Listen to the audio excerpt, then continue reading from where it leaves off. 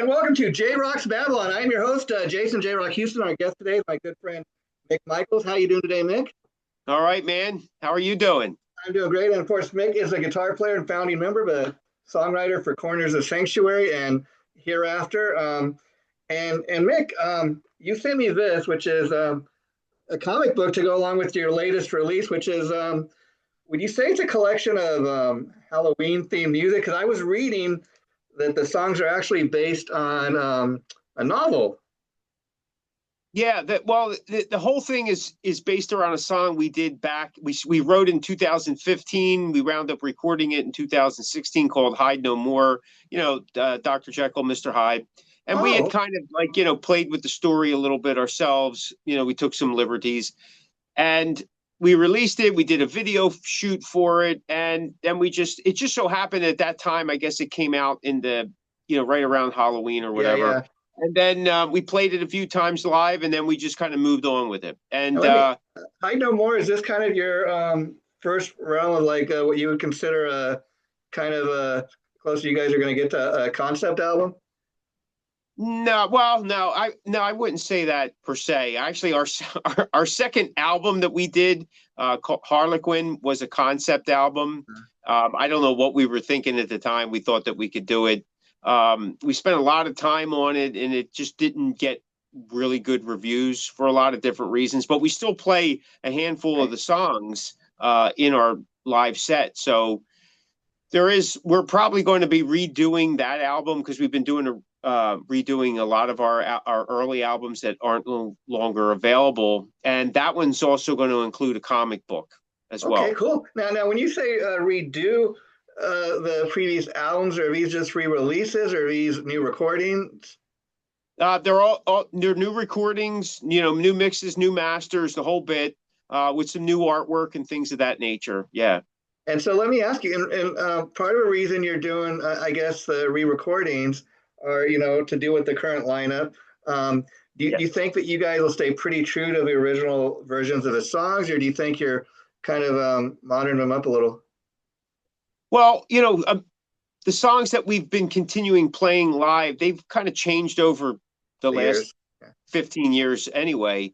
Yes, it's definitely to reflect the new lineup, but it's also an opportunity to get back in there and get more of what we wanted out of the album originally, that we're more seasoned in terms of this band. We have a better idea of direction that we want. And those albums were pulled years ago. They're no longer available, unless you can find them in my basement somewhere. Sure, But sure, yeah, yeah.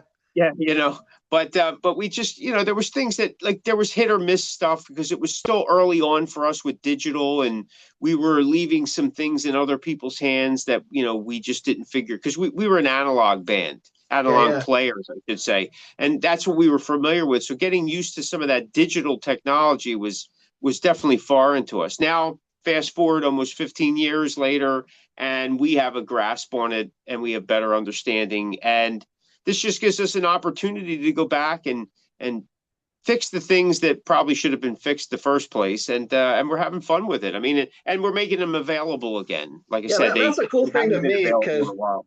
I mean, I hate, there's nothing I hate worse than when something is out of print and you can't get a copy. I remember, Mick, I was a Kiss fan myself for years, hearing about the album The Elder, and Yeah. it was not available for several years. And as one album, I was just like, okay, before I die, I got to get a copy of that album. Now, it wasn't the masterpiece I thought it was, but it's still, I'm glad I have it in my collection. If you know what I mean? Yeah, absolutely. Yeah, Absolutely. Yeah, I mean that too, because I mean, these reissues that we were doing again, like in past April, we reissued our debut album, Breakout, and there was a couple songs that were really changed, like lyrically, vocally, some arrangements, things that we just thought that, hey, you know what, this would probably play better. And to me now, that is like that was a good debut album for sure. But now I feel it's really hit its mark, and it's really shining. It's never too late to go back and especially in this business, and to fix things. yeah. And And over the course of your 15-year career, you've had fans have been there since day one. You've had new fans with each release, and so for those fans that have weren't there since day one to get some of this older material, finally be able to have it in their collection, that's got to be cool for them. Yeah, absolutely. And the cool thing that at least I think it's cool is that we're doing with these reissues is they're only available on CD. Like we're not making them available digitally. Yeah. Like you got to have it, you get the updated artwork. There's still some of the old artwork in there, so it's not a completely like a different, Yeah. But there's some updated stuff, and but the music really sets itself apart. And then you can see, especially because our first three albums aren't available anymore. Now our first one is, and we're working on the second.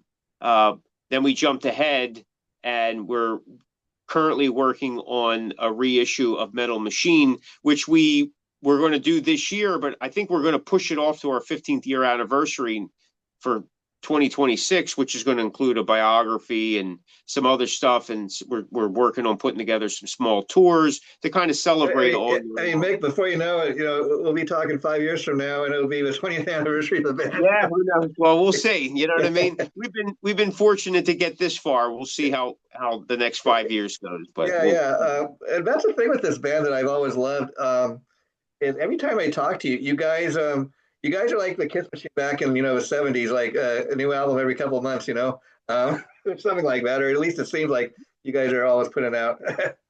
Well, we do write a lot, and we do have a lot of stuff still cataloged that we haven't released yet. I mean, during the COVID time, we did a lot of writing, but we had several albums already kind of on the board before COVID that we were working and working with different musical themes and stuff. And some, as time went along, we kept adding new material that we would release, but we were still working on this other tier of music. And the more we look at it, some of that music may not even come out because like the band's someplace else now, our changed and things. So who knows what will happen with it? But yeah, I mean, like, that's what a band does. Like if I was a house builder, you'd expect me to build houses, not go out and play baseball. So we're a band that plays music, writes music. We should be writing music, and not everything. Who knows? I mean, maybe there'll be a day. You may laugh when I say this, but future Corners of Sancttuary box set down the line, unreleased stuff. Well, maybe. Who knows? Maybe it'd be just a big trash can of stuff, and we send it to your house.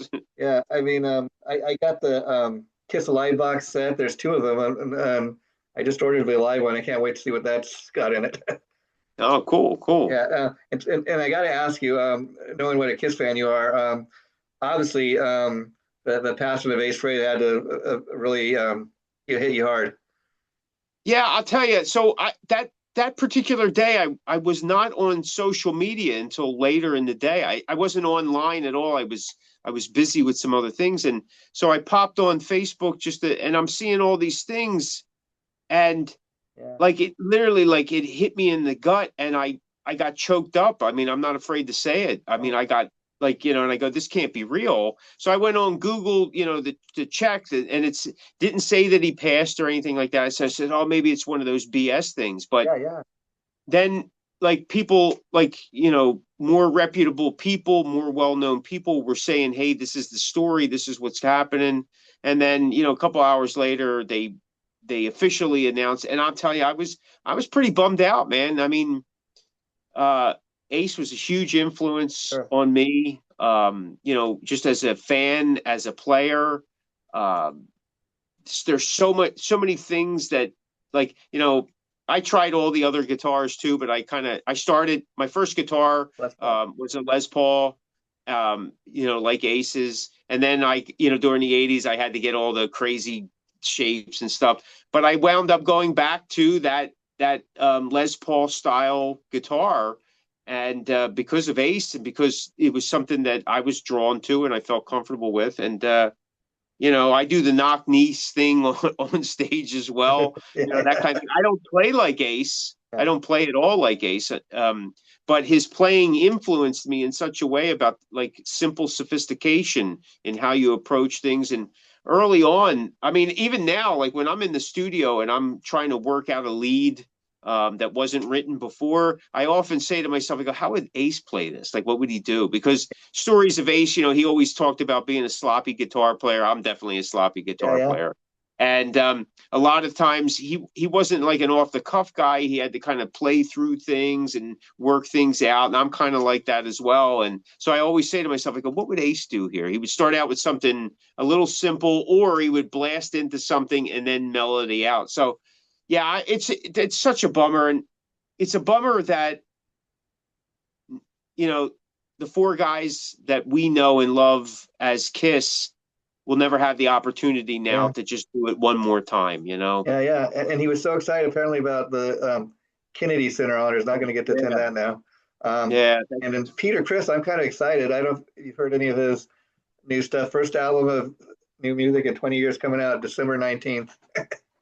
Yeah, I heard the one song. I know he's got a lot of collaboration guys on there. Like, so there's a lot of guest artists and all, which is kind of cool, man. It's a good way to do it because it broadens your horizons and increases your awareness, especially with the way the fan bases are today, right? Because Yeah, everybody's yeah, got their tiers of yeah, fans, so it's good to touch base like that. yeah. I mean, it's.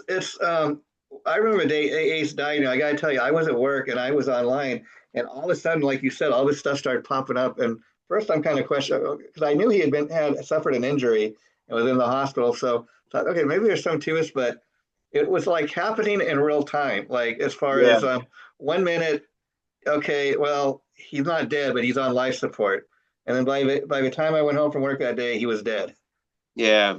Yeah, It's a shame. It's really is a shame. And I, I know I had read prior to, because I followed Ace and I would see him in concert and, I mean, I was, like I said, I was an Ace fan for sure. Like he was working on a new album and stuff. So are we going to see that yeah. I'm material? kind of hoping at least somehow that'll get released. What was maybe already recorded, that would be nice. And as far as you talk about his influence and what he brought to the rock world, um, I love his playing on some of those early Kiss albums, like even like Hotter Than Hell. People don't realize maybe that he was the one that wrote Parasite, not Gene Simmons. That's a Gene song because he gave it to Gene because he didn't feel back then that he had the ability. He didn't feel comfortable singing lead at that time. And then Yeah. Strange Ways is another one he wrote. He gave that to Peter because he didn't think that he had the ability to sing back then. Right. Yeah. Yeah, So no, I mean I mean he was definitely a talent. There's no two ways about it.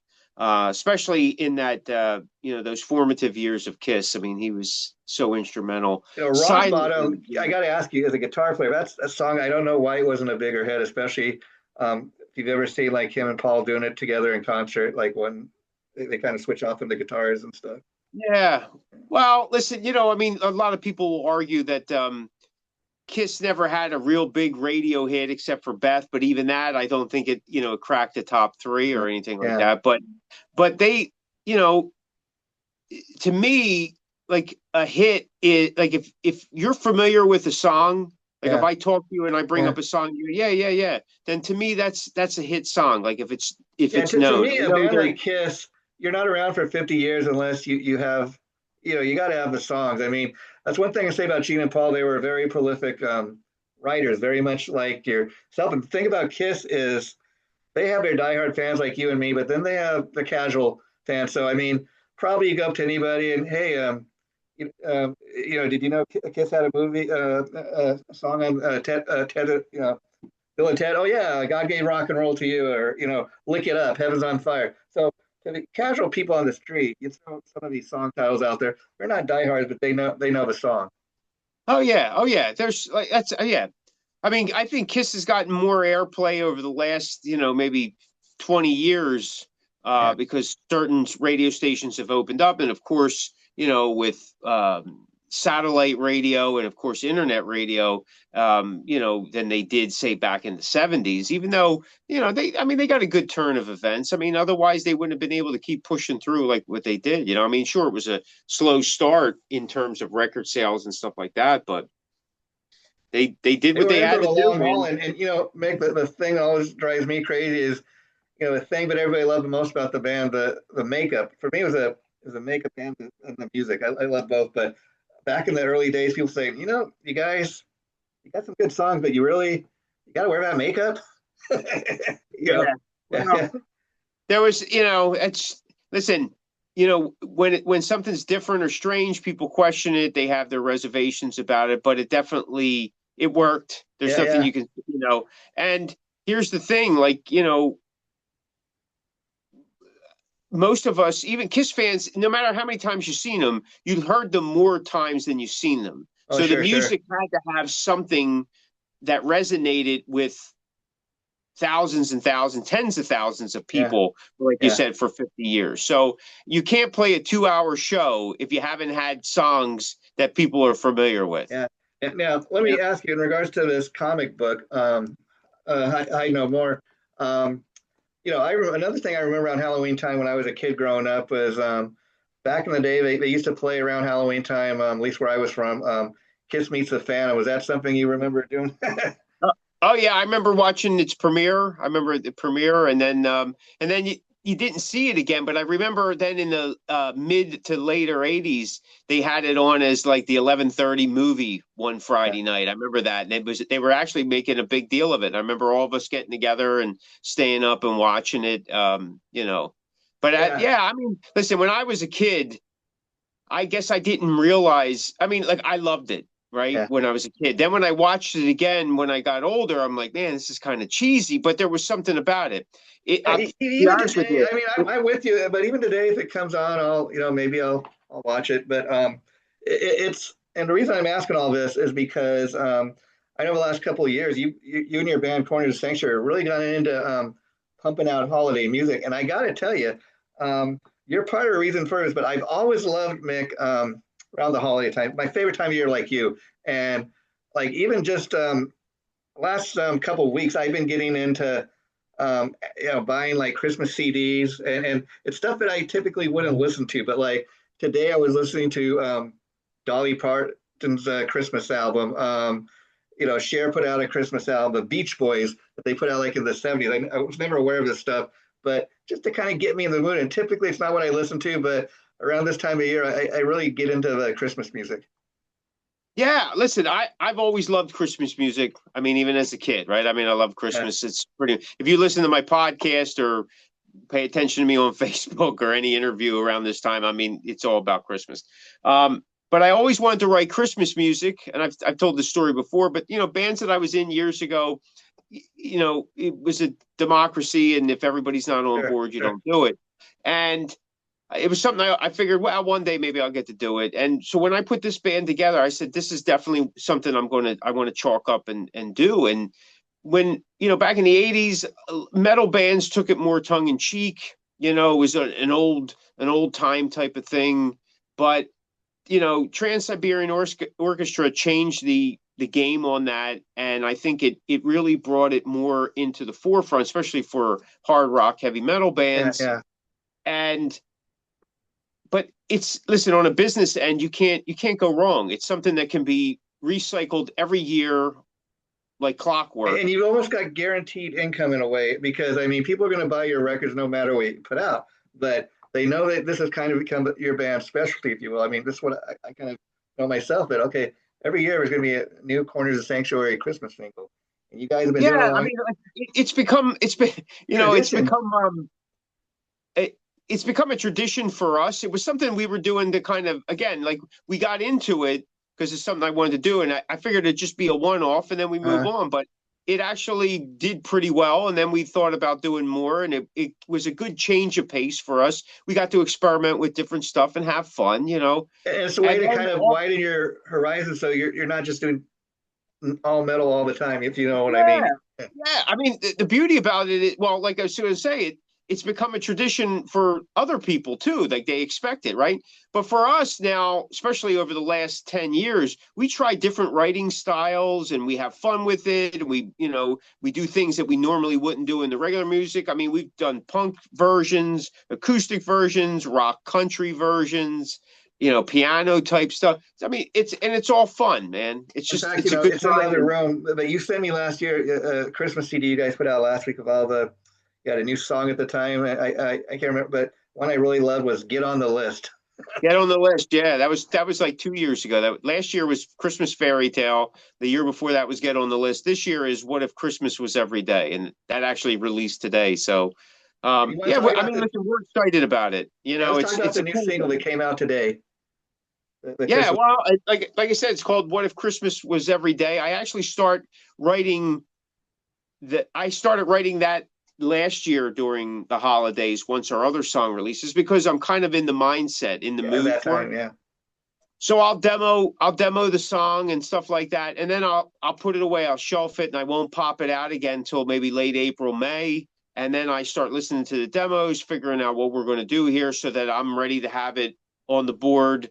So we record it in August, so that we can, ship it out to the So, label or so as whoever's doing it far at as the the time. recording, like, is the whole band in the same room doing it?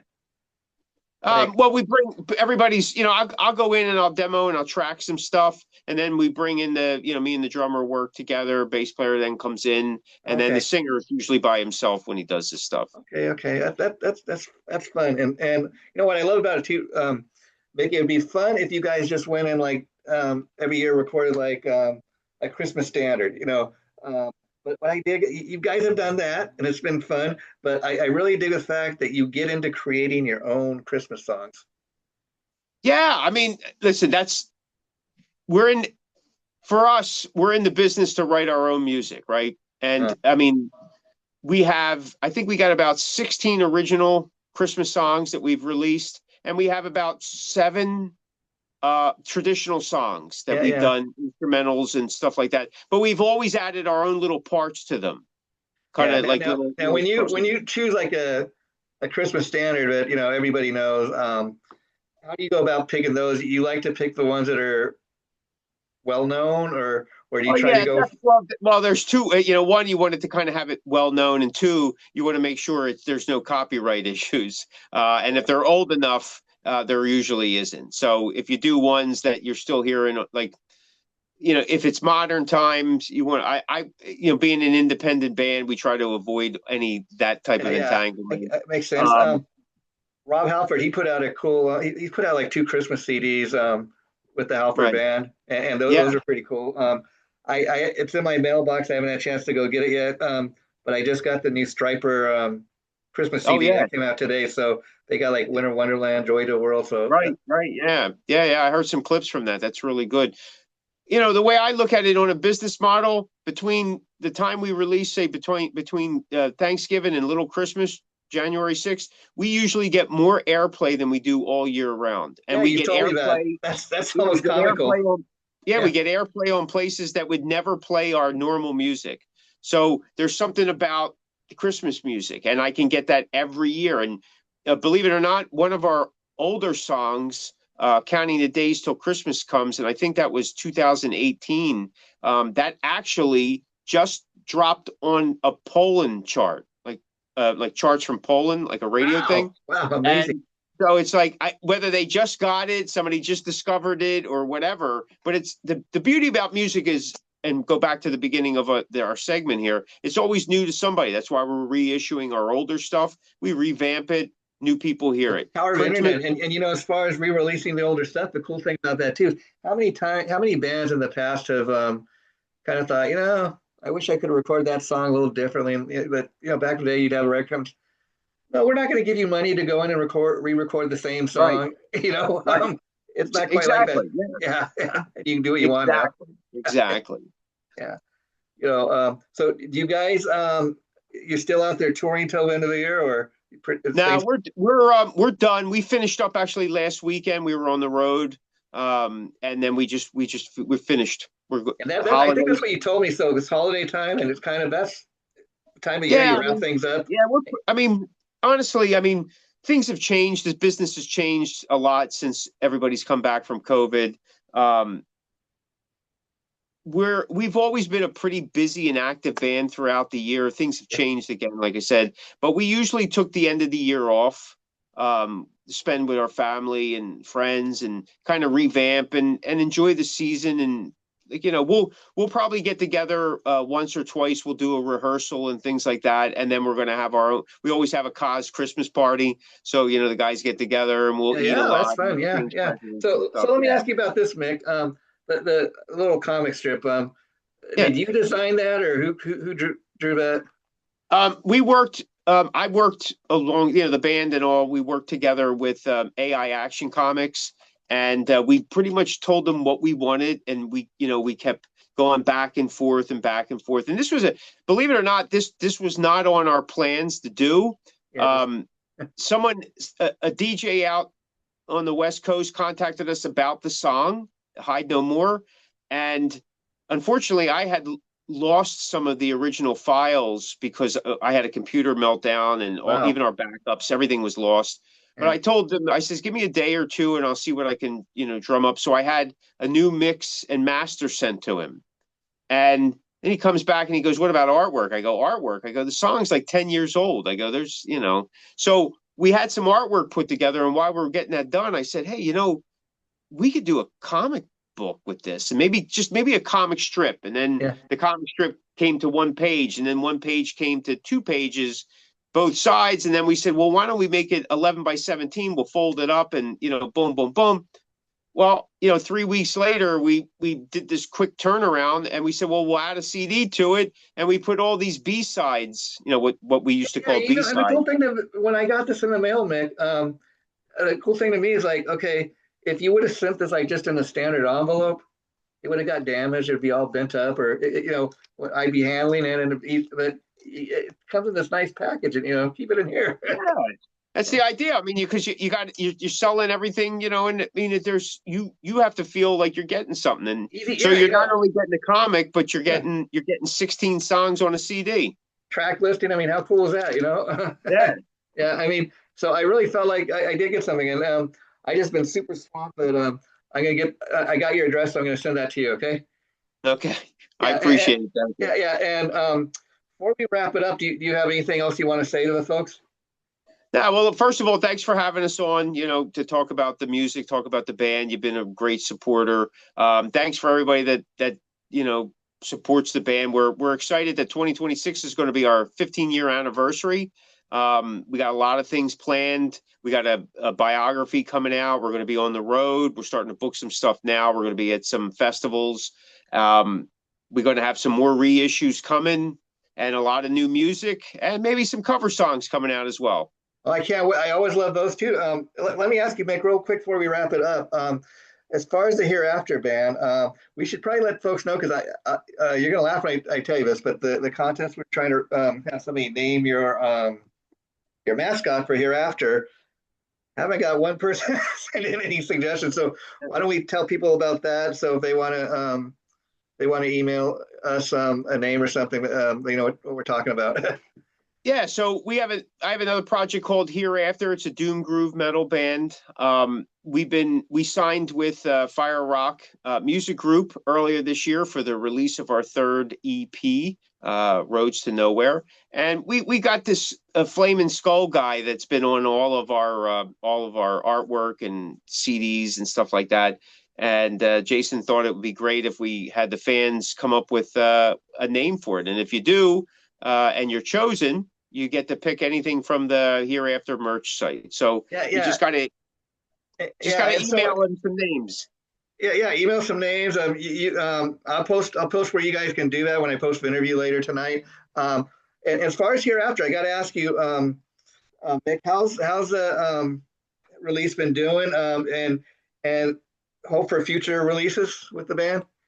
Um, it's been doing really well actually. Our first single, "Bringing the Hell," it charted. It moved up the charts. I think it got as high as 5 on the indie charts, especially in a few different countries. So we're excited about that. Probably at the change of the year, we'll have another single coming out. As for new music, since this is a project band and everybody in the band is in other bands or multiple bands, probably won't be for a while, Yeah. but who knows? Things will change for there. We did talk about maybe doing some live shows together, but that may be pushed off sometime to 2026 because of schedules. Okay, well, Mick, I'm thankful for having you come on do this interview. I've known you like the last 15 years myself. We've been doing all these interviews, and it's always great chatting with you. Every time I chat with you about whatever you guys are up to, it's like we always have plenty to talk about. So thanks for coming on. Happy Thank you. holidays, and You have too. a great Thanksgiving, my friend. All right, brother. Take it easy. Thank you. You too. Bye bye. Bye.